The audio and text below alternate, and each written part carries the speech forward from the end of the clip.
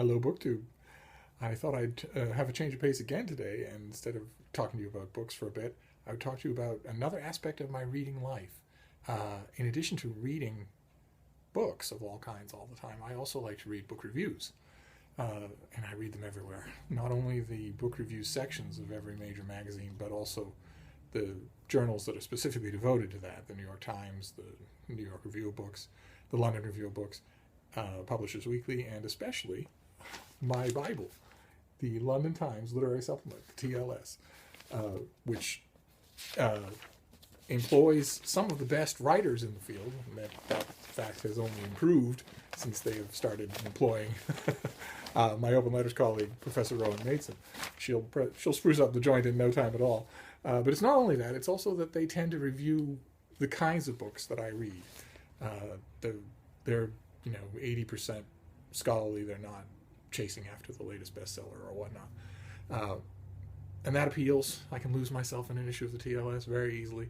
And one of the little things I like about it, in addition to all the reviews, is the letters page. Because the letters page is where you go if you want to have a highbrow fight in public. And whenever that happens, it's always lots of fun. And it happened last week. And I wanted to read you an example of what you're missing, because I'm assuming most of you don't subscribe. It's a letter from Richard Pfaff in Chapel Hill, North Carolina. And he writes, Dear Sir, in his article on George Orwell and Andrew Gow, John Sutherland states that M.R. James, provost of Eton while Gow was a master there, quote, of course, was himself discreetly homosexual.